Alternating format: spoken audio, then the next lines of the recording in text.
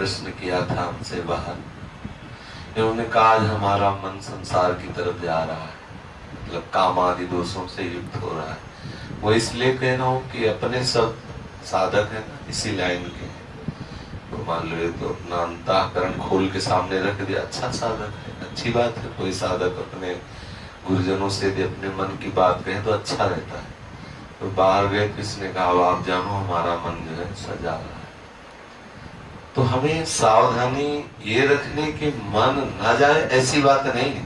मन तो जाएगा, जब तक पूर्ण रूप से पवित्र नहीं हो जाता तब तक मन संसार की तरफ जाएगा। संसार की तरफ जाए तो जाने दे, विचलित ना हो। मन जाए तो जाने दो, चाहे जितनी उड़ान भरे मन, बिना तन के कुछ कर नहीं सकता। पहली बात तो समझ लो, मन जब कामादि दोषों से युक्त हो उस समय इतनी सावधानी रखनी कि उसके कथनानुसार, मन की प्रेरणा के अनुसार हमें कोई चेष्टा नहीं करनी। तो इतनी बात ध्यान रखनी। और इस समय ऐसी स्थिति में एकांत सेवन न करें, सदैव संतों के बीच में रहे, क्योंकि एकांत में होने पर मन हावी हो सकता है। नए बच्चे, नए साधक, मन पूर्वकृत किए हुए कर्म का स्मरण कराता है और उस सुख की तृष्णा प्रकट करके विवश करता है संसार की तरफ। साधक को चाहिए उस समय उदासीन होकर के नाम सुमिरन करे। यदि नाम सुमिरन न मन बन पावे, मन है उद्दंडता कर रहा है, तो बस इतना देखता रहे कि मन के अनुसार क्रिया न बनने पावे। वो थोड़ी देर के लिए आएगा, ये बराबर स्थिति नहीं रहती। जैसे भजन की कभी कभी ऐसी रसमय स्थिति आती कि लगता है काम बन गया, लेकिन वो बराबर नहीं रहती, वो फिर हट जाती है। ऐसे ही जब हमारा मन गंदा भाव अंदर प्रकट करके विचलित करता है, तो उस समय सबसे पहले धैर्य साधक को यह रखना चाहिए कि स्थायी वृत्ति नहीं है, आई हुई है चली जाएगी, घबराने की जरूरत नहीं। एकदम तन्मय होने की जरूरत नहीं कि हाय हमारा मन वैसे दोष से युक्त हो गया, अब क्या होगा, कुछ नहीं। कभी गर्म हवा चलती, कभी ठंडी हवा चलती, आ गया है कामादि दोष मन में आ गए, संस्कारवश, स्वभाववश, संगवश, भोजन, कहीं न कहीं कोई त्रुटि होती है, कहीं न कहीं प्रमाद होता है, ऐसी वृत्ति आया चला जाए। उसके प्रति इतना महत्व न रखे कि आया मच जाए हृदय में। अगर उसके प्रति तन्मयता करोगे तो क्लेश का अनुभव होगा। तो हमें ये सावधान रहना है कि उसके अनुसार क्रिया न हो और उसके प्रति कोई महत्व बुद्धि न दे। भयभीत होने की इसलिए जरूरत नहीं कि मन में इतनी सामर्थ्य नहीं है कि वो क्रिया के बिना हमें नष्ट कर दे, उसमें इतनी सामर्थ्य नहीं। क्रिया होने न पाए इसलिए साधु समाज में रहे, संतों के संग में, साधकों के बीच में रहे, तो क्रिया बनने नहीं पाए। और क्रिया ना बनी तो मन धीरे धीरे धीरे वो अमना होने लगता है। जिस भाव के लिए मन प्रेरित करे उसको वो भाव ना मिले तो धीरे धीरे मन का मन पर नष्ट होने लगता है।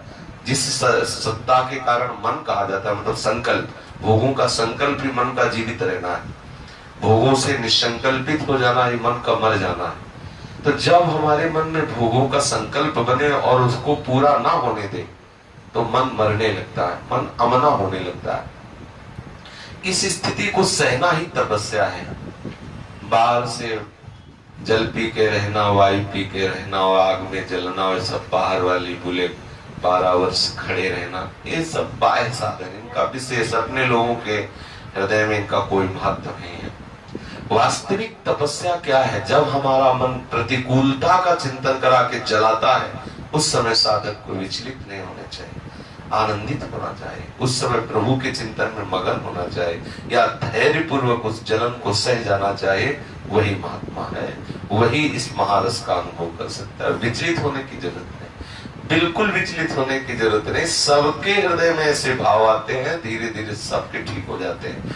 भगवान नारद जी ने भी प्रेमा भक्ति का जो सूत्र वर्णन करते हैं उसमें लिखा है कि पहले कामादि दोष तरंग की तरह आते हैं, समुद्र जाए। अगर हम उनका जो तरंग की तरह उदय हो रहे हैं उनका चिंतन करके वैसी क्रिया ना करें तो तरंग उठी खत्म हो जाएगी। और यदि आपने कहीं क्रिया कर दिया उसके अनुसार तो वही तरंग समुद्र बन जाएगी, फिर पार होना बड़ा कठिन है। समुद्र बन गई तो डूबना ही पड़ेगा। इसलिए साधक को जहां देखे मन में कि काम आदि दोषों की वृत्ति आ रहे, तो जब शत्रु सामने हो तो अगर घबरा गया तो योद्धा किस बात का हो, तो मारा जाएगा। सबसे पहली बात है कि हमारे हृदय में भय नहीं होना चाहिए। काम आया ठीक है चला जाएगा खत्म, उसके प्रति मातृ बुद्धि इतनी नहीं, और भय सावधानी ये रखनी कि क्रिया न बनने पाए। साधकों के बीच में रह करके हमें उस समय एकांत नहीं, नए साधक को एकांत सेवन उस समय नहीं करना चाहिए। जहां मन ऐसे विचलित हो तो संतों के बीच में आ जाए और नाम बाणी आदि में अपने मन को लगावे, धैर्य पूर्वक रहे। कुछ ही समय में नष्ट हो जाएगा, वो चला जाएगा भाव, वो हृदय में स्थित होने वाला भाव नहीं। ये सब आगंतुक है। आगमा पाइनो अनित्यास दास्ते दीक्षस्व भारत, आने जाने वाले इनका कोई महत्व नहीं। अब इतना घबरा गया कि कहता है तुम ही संभालो नहीं तो गई गाड़ी। इतना थोड़ी घबराने की जरूरत, कोई बहुत बड़ी बात कोई तुम्हारे हृदय में थोड़ी, तो सबके हृदय में वृत्तियां आती सब। तो साधक यहाँ धैर्यवान रहे, कभी विचलित न हो, कभी भागे ना। ऐसा ना हो कि भागे कि अब क्या करना है, अब हमारा मन तो बड़ा गंदा हो रहा है, ये नहीं।